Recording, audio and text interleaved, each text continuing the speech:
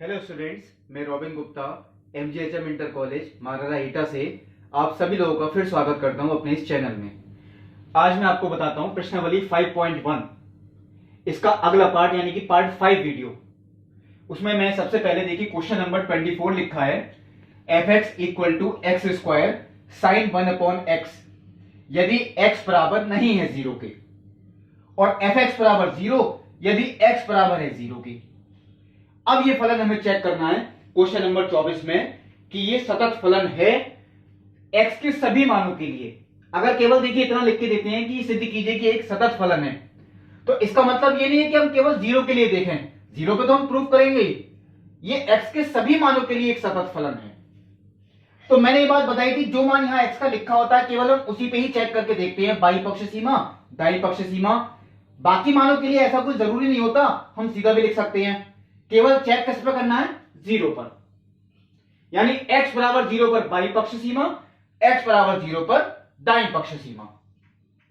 अब देखिए जो मैंने आपको कल बात बताई थी यानी पिछले वीडियो में, x बराबर 0 पर बाई पक्ष सीमा, तो x के जिस मान के लिए निकालते हैं वही यहां पे आएगा, बस बाई पक्ष सीमा के लिए माइनस का चिन्ह आएगा। और ये देखिए x के जिस मान के लिए निकालते हैं, देखिए वही आया 0, लेकिन दाईं पक्ष सीमा के लिए किसका चिन्ह आ गया? प्लस का। अब ठीक इससे अगली लाइन, ये मैंने देखिए बार बार कहा है, फिर कहता हूं एक बार, लिमिट h टेंड्स टू 0 ही आएगा, चाहे कोई भी क्वेश्चन हो, x का चाहे कोई भी मान दे रखा हो। x के मान बहुत हो सकते हैं, लेकिन h का मान सिर्फ यही है, लिमिट h टेंड्स टू 0। अब x का मान कैसे निकालते हैं? देखिए यहीं से 0 माइनस h, और यहां से अगर निकालें तो 0 प्लस h। अब इसे हम ऐसे भी देख सकते हैं, मैं कई बार क्वेश्चंस में लिख के दिखाता हूं। इसका मतलब हो गया x छोटा है 0 से, और इसका मतलब हो गया x बड़ा है 0 से। ये इसलिए लिखते हैं ताकि हम फंक्शन यानी जो ऊपर दे रखा है इसमें हम ये चेक करके बता सकें कि ये मान हमें कहां रखना है। अब क्योंकि देखिए x छोटा है 0 से और x बड़ा है 0 से, ऐसा तो क्वेश्चन में कहीं लिखा ही नहीं है। शायद पिछले पार्ट में मैंने बताया था आपको क्वेश्चन इस तरीके का, x बराबर नहीं है 0 के, तो इसका मतलब यह हुआ x 0 के बराबर नहीं हो सकता, यानी 0 से छोटा भी हो सकता है और 0 से बड़ा भी हो सकता है, तो दोनों इसी में इंक्लूड हैं। यानी x छोटा है 0 से तो भी हमें fx यही लेना है, और x अगर बड़ा है 0 से तो भी हमें fx यही लेना है। अब यानी देखिए हमने इसके लिए x का मान 0 माइनस h, तो 0 माइनस h का मतलब तो माइनस के h ही हुआ। मुझे ये मान x का यहां रखना पड़ेगा, और वो भी दो जगह, क्योंकि x यहां पे देखिए दो जगह आता है। तो माइनस के h मैंने यहां रखा, माइनस के h का वर्ग साइन 1 अपॉन माइनस के h, और देखिए यहां भी रखा 0 प्लस h का मतलब h होता है, तो ये तो h ही हो गया, तो h square sine 1 upon h। अब चलिए पहले मैं आपको ये बता देता हूं, क्योंकि यहां पे माइनस तो नहीं था, h square sine 1 upon h, मैंने यहां पे सीधा h का मान 0 रखा, तो 0 का वर्ग वो 0 आ गया, इंटू साइन 1 अपॉन 0 यानी साइन अनंत। अब यही आपके दिमाग में आएगी कि साइन अनंत का मान आप लोगों ने शायद आज तक नहीं पढ़ा, लेकिन आपने ये बात जरूर पढ़ी है, कोण का मान चाहे कितना ही बड़ा हो चाहे कितना ही छोटा हो, साइन थीटा का मान हमेशा -1 और +1 के बीच ही कोई ना कोई वास्तविक संख्या होती है।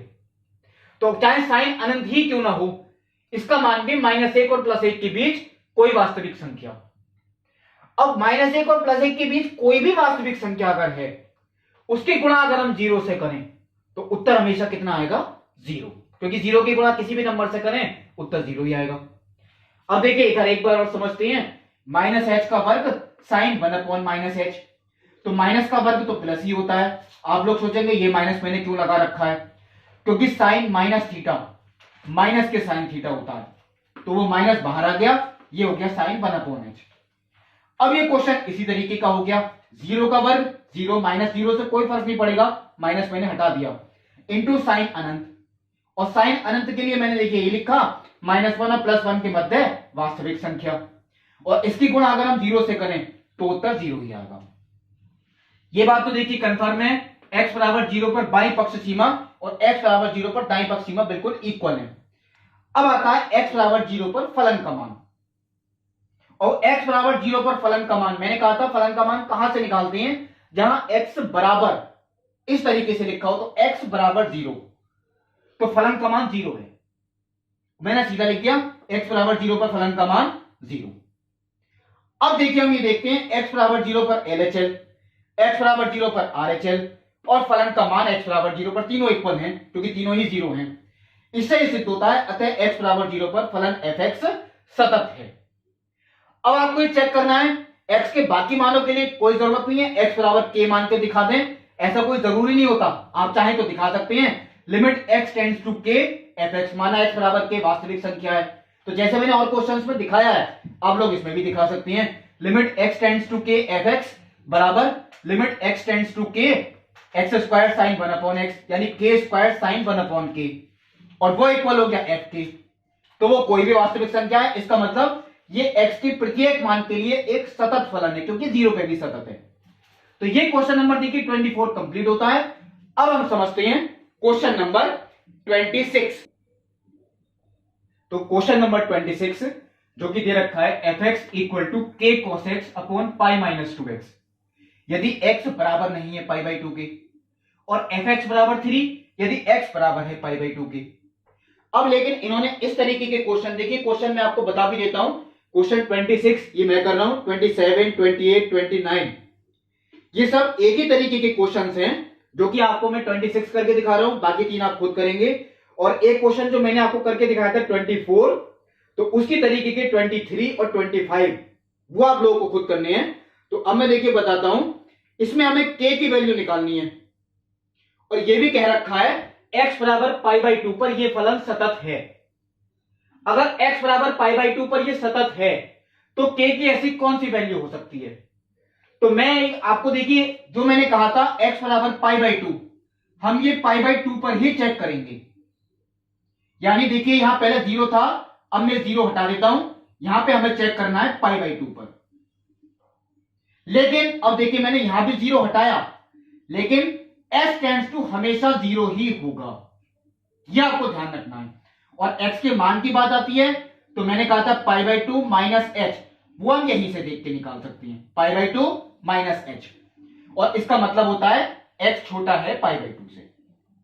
ये देखिए मैंने यहां लिख दिया।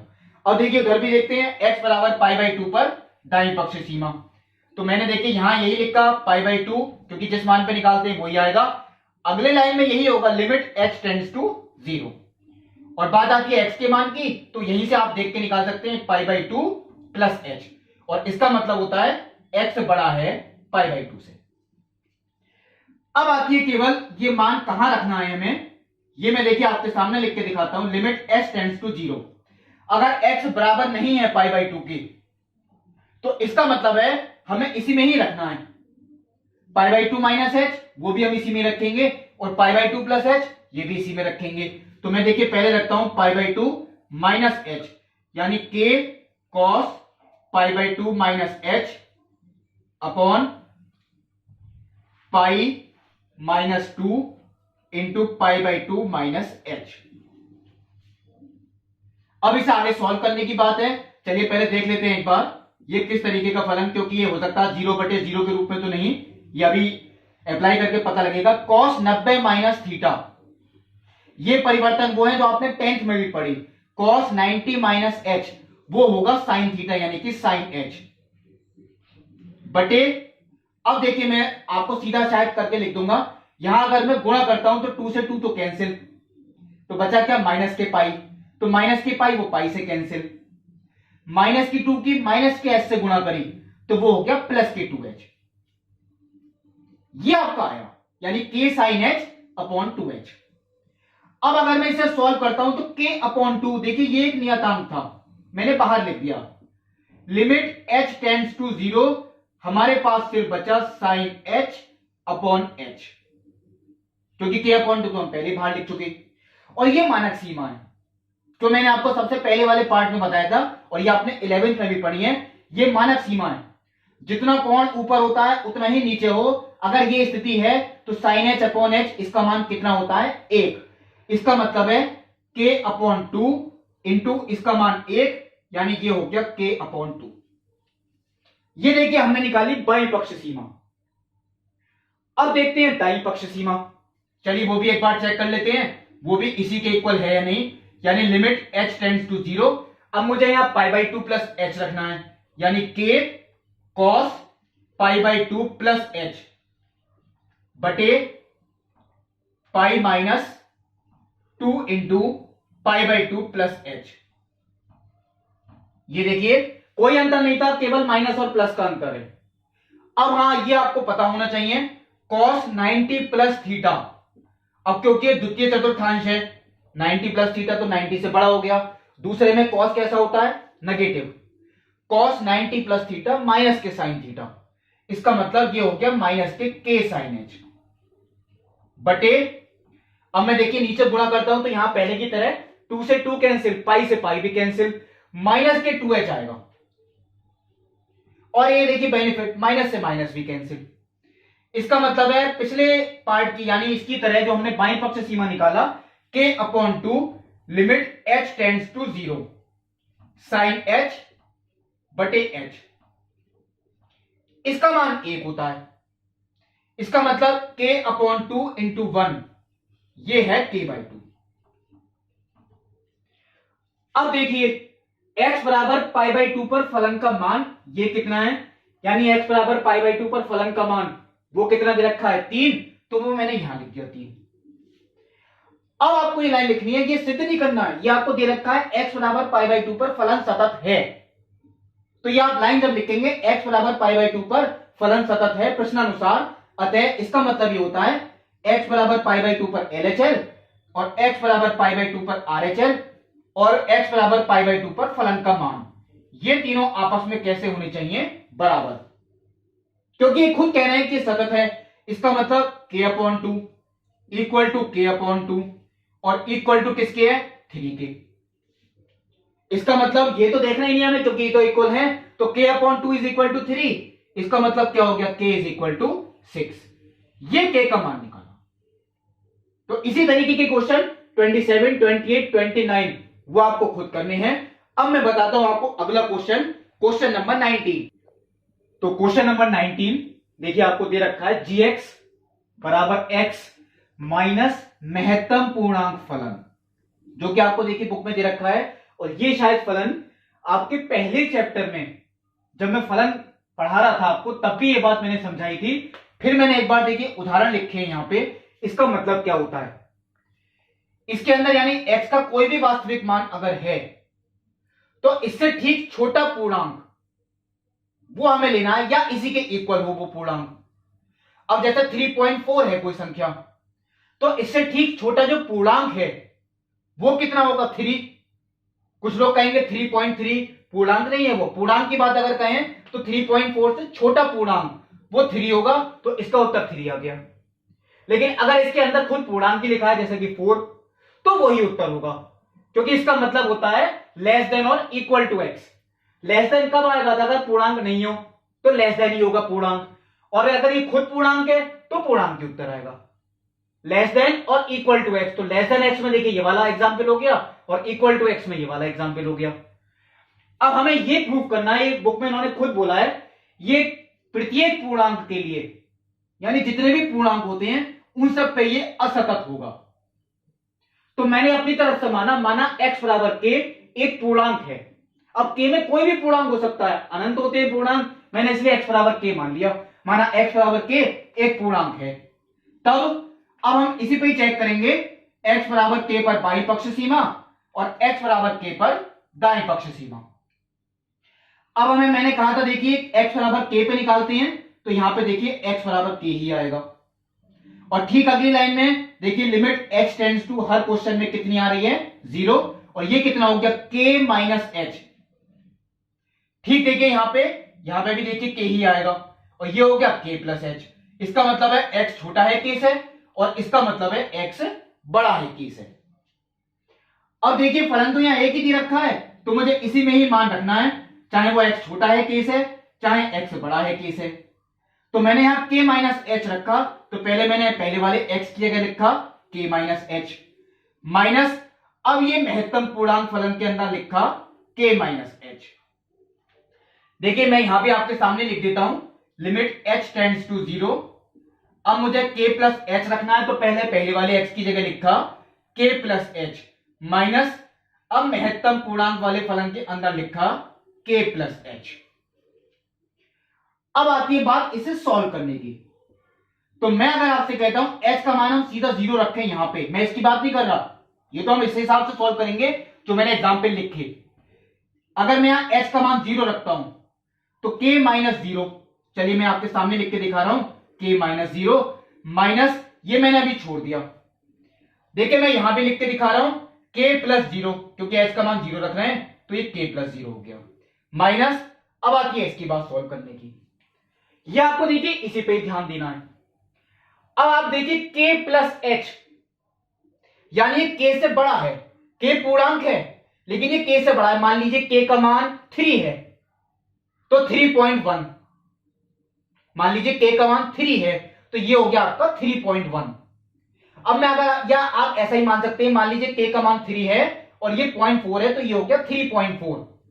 अब 3.4 का जब मैंने उत्तर निकाला तो ये कितना आ रहा था 3, यानी k के मान के बराबर है, क्योंकि k को मैंने 3 तो माना, मैंने क्या कहा था k का मान 3 है तो ये पूरा 3.4, क्योंकि मैं h को 0.4 मान रहा हूं तो 3 प्लस 0.4 3.4। लेकिन इसका अगर मैं सॉल्व करके उत्तर निकालूंगा तो वो कितना आएगा 3, जैसे ऊपर लिखा, यानी वो k के मान के बराबर है, क्योंकि k को मैंने क्या माना 3, यानी इसका उत्तर कितना आया k, और k से k कैंसिल, यानी ये चीज आती है 0। अब देखिए इधर फिर एक बार समझ लीजिए, यहां मैंने बता दिया, अब आती है इस ब्रैकेट की बात। मान लीजिए k का मान 3 है, मैंने यहां इसलिए बता दिया 0.4 क्योंकि ऊपर लिखा हुआ था। अब k माइनस एच, मान लीजिए k का मान 3 है, h को मैंने 0.1 माना तो 3 माइनस 0.1 यानी कि 2.9। तो अगर मैं आपसे ये बात कहूं कि 2.9 का हम उत्तर निकालें, यानी कि 2.9 का, तो उत्तर हमारा 2 ही आएगा, क्योंकि मैंने कहा था इससे ठीक छोटा पूर्णांक और वो कौन सा है 2, तो इसका उत्तर 2 आ गया। यानी इस स्थिति में मैंने k को कितना माना था 3, लेकिन उत्तर कितना आया 2, k से 1 कम, तो यहां पे जो उत्तर आएगा वो k माइनस 1 ही आएगा, क्योंकि वो k से कम हो जाएगा तो एक छोटा पूर्णांक आएगा इसका उत्तर। मान लीजिए 4 होता तो 3.9 तो 3 उत्तर आता, तब भी वही देखिए k माइनस 1।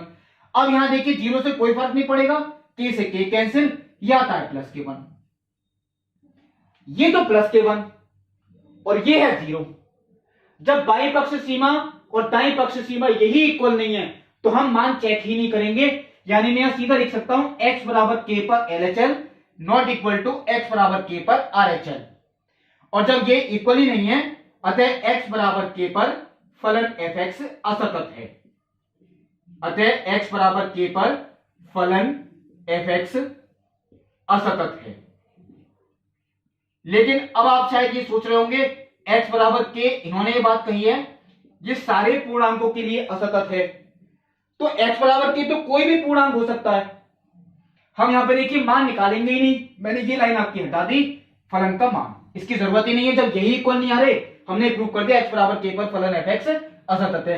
लेकिन x बराबर k कोई भी पूर्णांक हो सकता है, तो आगे एंड में लिख देंगे, इससे सिद्ध होता है कि gx फलन x के प्रत्येक पूर्णांक मान के लिए एक असतत फलन है।